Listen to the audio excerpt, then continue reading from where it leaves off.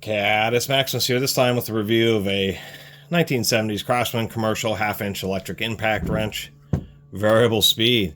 Always a big deal for quarterly impact wrenches back then. Drills had variable speed, but a lot of companies just didn't, actually, not just in the 70s, but all the way up till now, most corded impact wrenches are single speed, but this is the Adjusta-Torque variable speed. Indeed, variable speed trigger, so this little nub is like the remainder of a side handle. I don't know if the threads are stripped out, but we'll check that out when I get it apart. Anyway, the deal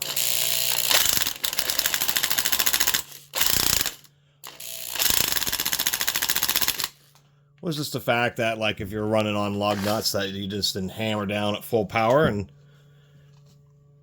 risk stripping fasteners out. I suspect this thing's only like 250 foot-pounds of torque. And there was nothing back in the 50s, 60s, 70s, 80s that prevented them from making big, heavy, high-power impact wrenches. It just seemed when it came to corded impacts that they were kind of medium torque. A lot of them were geared not so much for mechanics. They really figured that was the area of air tools, but more for construction, mainly driving big lag screws, big lag bolts, that type of stuff, where you needed just a heavier impact wrench, but maybe air just wasn't the easiest thing to deal with, and it was more convenient just to grab an electric. Or somebody who's just like a kind of a weekend warrior who may not have an air compressor. So they kind of made these more basic, or I should say lower power, corded impact wrenches. Of course, now, like Harbor Freight, the big Bauer corded impact is pretty powerful.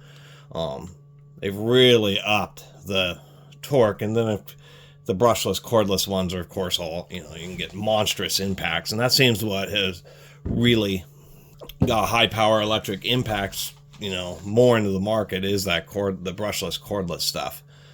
Corded stuff is really just the realm of certain situations. Mainly one thing is that they're cheaper to get into than a cordless impact, battery, charger, and just kind of I would say convenience of plugging it in, although cordless is obviously pretty darn convenient. So that's about my best explanation on why they were so weak. This one seems interesting. We have like the aluminum casing, like some kind of steel collar, and that actually looks like a needle bearing up there, up in front.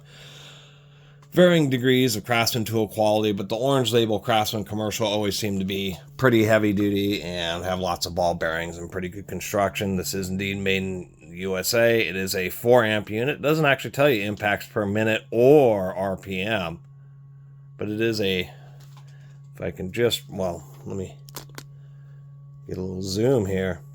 315-18821. So that prefix, the 315, that's going to be a manufacturer code, and you can look up online who exactly actually built this little impact wrench.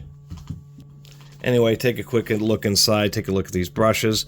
What I found on electric impacts is the way they bounce around and vibrate. You can make carbon brushes kind of bounce off the motor and want to chip. And these actually don't look too bad, and they're pretty new. You want to try to put brushes in the same direction that they came out. So usually I just pull out one brush and we'll flip the tool around like this. That way it's nice and easy for me to remember. These caps are a little bit loose, so definitely something you want to check on any power tools with external brush caps. You'll just want to try to make sure that they're made of a high temperature, very brittle plastic, so you have to make sure they're tight without cracking or destroying them. Always use as big a screwdriver as you can fit into the slot to prevent the slot from stripping out. And those brushes are pretty decent size. Another thing, the handle, it is a brittle Bakelite plastic handle, but at least they're using through nut. Let's get this hammer case apart. A little tip, push on the end of the anvil and slide the whole hammer case out, leaving the assembly in the tool. Makes it easier to deal with in the next step. Indeed. Come on, camera. They do have a needle bearing up there. I suppose that's just to help when it's actually impacting and you have tension on that, just to help deliver the energy a little bit more efficiently. Say that's a pretty strong design. Many impacts, they just have the two wings, but this is actually there's a big metal ring on top. Does add some extra mass to the anvil, but it also provides extra structure to support these dog teeth. Rarely is it these big teeth on the actual hammer that fail. Usually it's one of these two dogs. And Milwaukee does this on their quartered ones too, so it's actually nice to see. It's not a very powerful impact, but my goodness, I mean, those dogs will last. This thing will probably impact until you've gone through, 3 or 4 sets of brushes and the motor's just basically used up at that point. Let me get another rag.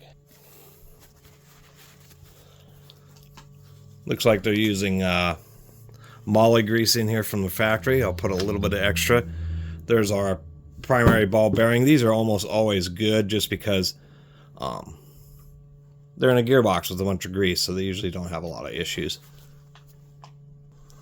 Overall construction is just fine. As usual, we have 2 planet gears, although many impacts are now migrating to 3 planet gears. They just have such big hammers and such strong springs.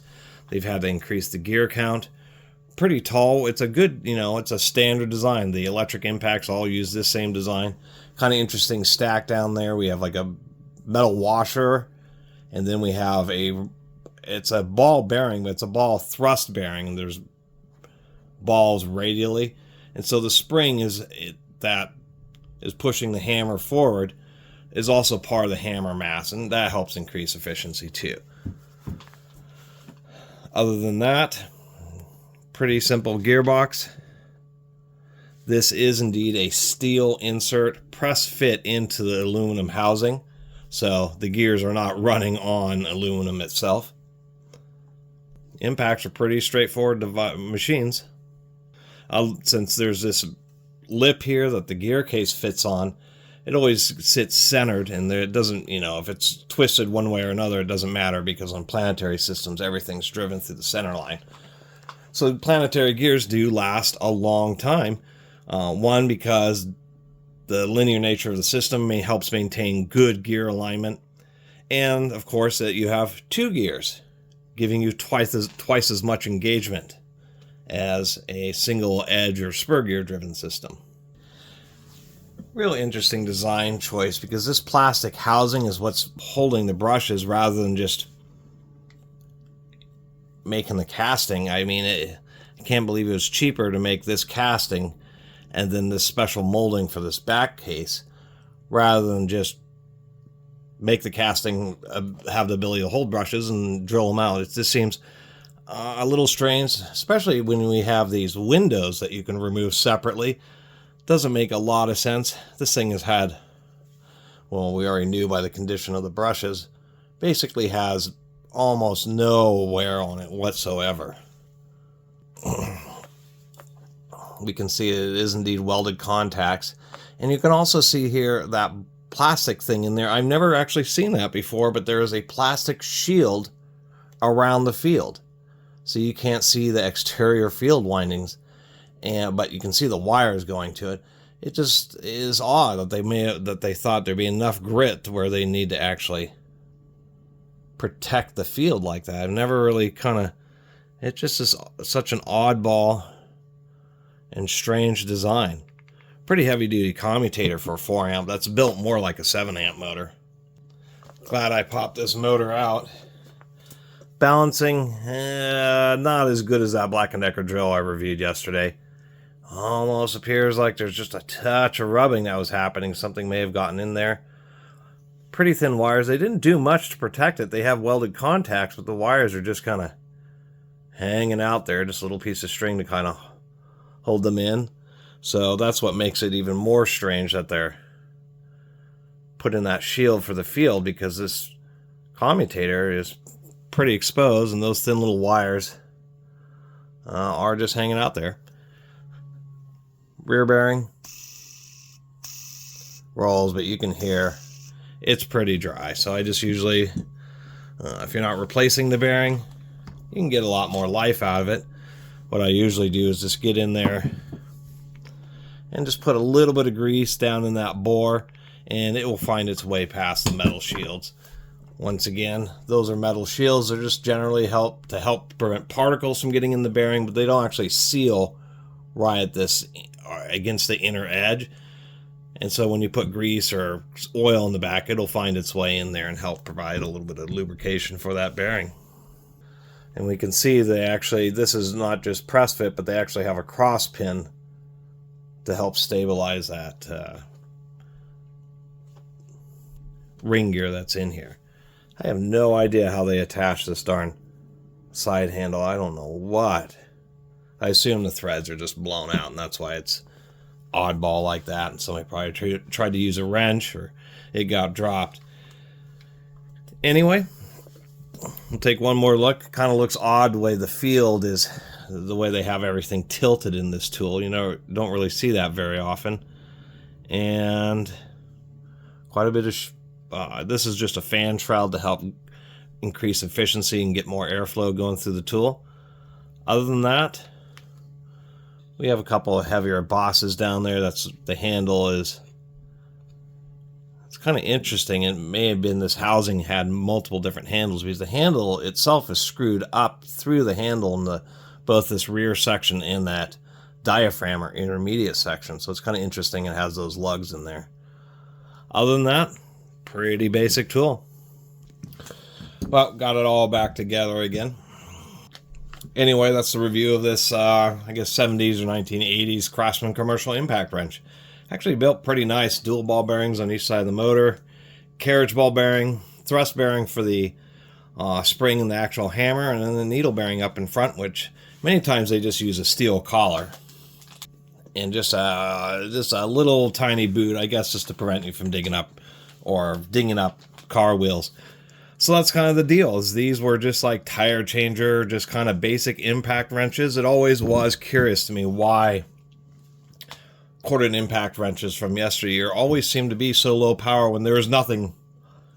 I mean, it wasn't because they couldn't put a more powerful motor in there. It isn't like they couldn't put a 10 amp motor in there and a big heavy weight, but I guess just the perceived market, or maybe even the real market back then, was that when somebody's getting a electric corded impact wrench, they're using it for just construction, this lighter duty stuff, and want a little bit lighter weight tool that just really didn't have the capability of belting out tons of torque. And if you needed tons of torque, you just went and got an air tool.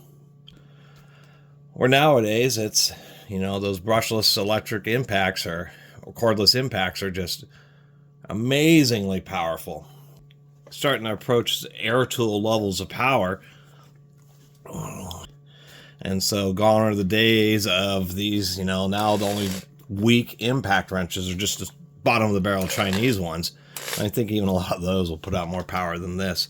But still, pretty well built, pretty thick commutator. As long as there isn't too much, you know, you don't get any kind of heavy debris in there damaging that armature or the thin wires on it. I mean, this thing can last a long time. The way that mechanism is designed is actually pretty solid. And it is kind of cool to have a corded variable speed impact wrench. You just don't run into those very often. Anyway, oh, and the one final comment is just an odd selection of fasteners where Phillips that holds on, like on the upper part, we have Phillips that holds on the gearbox, Phillips that holds together this back case and these two split covers, yet it's flatheads that hold the two hammer or two handle halves together, flatheads that hold the handle to the body. So thought that was a bit curious that they were using both flatheads and Phillips in nearly equal numbers on this tool. But there is one thing that's undeniable, is these tools obviously aren't quite as, you know, the modern tools, they have just such powerful motors that they're making spin super fast so they can, you know, get more work out of them, but they're scream. They're like vacuum cleaner motors. Where something like this, don't want that socket flying off. Not a ton of airflow, but not very noisy when it's just running. It's just like an old school Royal vacuum. And there is something to be said about that. Kind of lower tone, not quite as high-pitched motors are just a lot easier on the ears. Anyway, thanks for watching.